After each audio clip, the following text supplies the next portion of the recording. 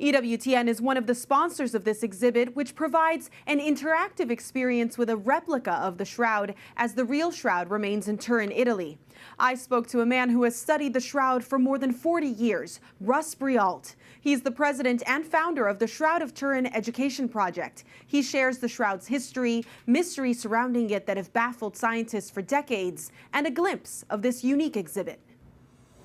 Russ, it's great to have you here. Thank you so much for welcoming us to this exhibit that you're helping to put together here at the Museum of the Bible. Why Turin? Why the Shroud of Turin, not the Shroud of Jerusalem or Israel? Okay. Well, it's been in Turin since 1578, hence we call it that, the Shroud of Turin. And now the shroud has been in private ownership for over 500 years. From 1453 until 1983, it was owned by the Savoy family, and all the kings of Italy came out of the Savoy family either by blood or by marriage. And so in 1578, Cardinal Borromeo of Milan was going to make a pilgrimage to Chambéry, France, where the shroud was at that time. Now, that's on the other side of the Alps. And so here this cardinal was, ailing, old, but he felt the need to go and pay homage and venerate the shroud because he credited it with saving Milan from the plague. So when the King of Italy found out that he was going to do this, he said, well, no, we can't have him do that. So they moved the shroud from Chambéry to Turin, which is where the Savoy family had their primary residence, and that was the home of the royal palace. And but that way, it also, it made it much easier for Cardinal Borromeo to actually get to Turin as opposed to Chambéry. There were no mountains to go over, and that's how it ended up in Turin. And is that where it got its name? Is that because that's where everyone discovered it and started testing it? Well, prior to Turin, it was simply just called the Shroud of Christ, but it just became known as the Shroud of Turin, and it's the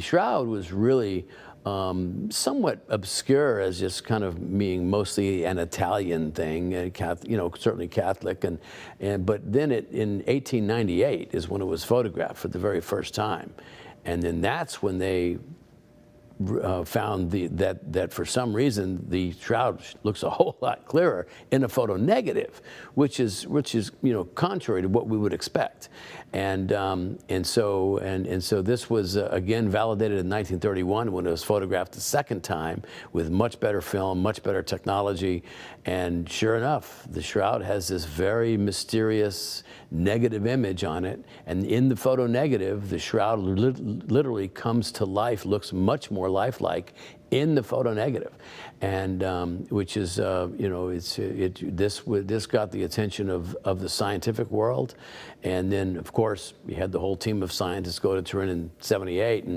and one of the most important things that they discovered is that, not only is there no visible trace of any kind of paint, ink, dye, pigmentation, stain, but the image affects only the top 1 to 2 microfibers. Now, each individual thread is made up of about 200 microfibers. So that means that this image resides on about 1% of a single thread. It's exceedingly superficial. It does not penetrate through to the other side. So if you look at the shroud, there's blood stains, there's water stains, there is burns from a fire in 1532. If you flip the cloth over, you'll see all that stuff, but you won't see the image of the man. The image of the man is a completely superficial image. And so this is, and it's uniform in intensity, top to bottom, front to back. I mean, you'd think you'd need a piece of technology to accomplish that. And so this is part of the scientific mystery of the shroud. And so when someone wants to allege that this is the work of some medieval artist, okay, come up with that. Show me how you do that. and it's that a image that contains distance information, a perfect photo-negative image. And when you talk about this image, the way that this was then photographed in later years was with special technology that you described for me, and I'm going to mess up the words. So can you tell us about this special technology? Well, it was analyzed with what's called a VP8 image analyzer. Now, at the time, this is like 1975. It was a simple machine, but it did one thing, and it did it very well. It simply assessed light and dark and assigned elevation based on lights and darks. So the darker the image, the higher the elevation. The lighter the image, the lower the elevation. And if you scan a standard reflected light photograph or even a painting, it's all a distortion. But you scan a picture of the shroud and it zooms off that view screen in perfect three-dimensional contour.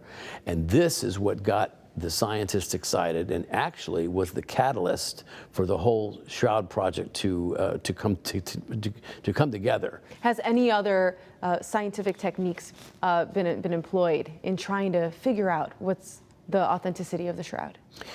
Well, in terms of authenticity of the shroud, you have to go back to what the STURP team found. That's the Shroud of Turin research project in 1978.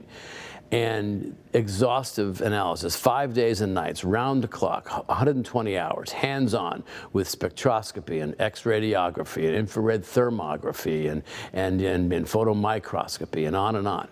And they determined, you see, the question is, what caused the image? What is the cause of this image? And there's this either-or proposition that's really important. In other words, the Shroud of Turin either is the authentic burial shroud of Jesus or it's not. Mm-hmm. And if it's not, then what is it? If it's not authentic, then it must be the result of some kind of human effort, either as an artwork or as a purposeful fraud. I mean, so what did the STURP team find? There's no evidence of any kind of paint, ink, dye, pigmentation, stain. There are no artistic substances on the cloth to account for the image. You have a whole pattern of bloodstains that correlate with the wounds of Christ, crown of thorns, scourging all over the body, nail wounds in the wrists, nail wounds in the feet. I mean, is it just paint? Is it animal blood? Is it human blood? Is it blood from actual wounds? I mean, come on, 5 days, 120 hours, round the clock, it can't possibly be that hard to figure out whether something's the work of an artist or not. But apparently it is, because the blood is blood. AB blood type with human male DNA. We found that out in 1995. And so the plot certainly thickens now. And so, you know, if you're going to allege that this is the work of some artist, then we certainly don't know how we did it. What does the exhibit consist of? What are we looking at here? This exhibit is marvelous. I mean, you're going to go through a historical timeline here. You'll review some of the science. There are 8 various interactive types of displays where you could, you press a button and it pops up and tells you what it's all about. It's there'll be an example of the VP8 image analyzer here, which was used back in the 70s to determine that the shroud actually has distance or three-dimensional information embedded in it. So this is a marvelous exhibit, and you'll spend some time here. Russ Breault obviously knows the history and science of the shroud, but he also has beautiful faith insight. He shared his thoughts on the shroud's theology. I want to tell you what the shroud really is, okay? Now, there are 4 words that are commonly used to describe the shroud.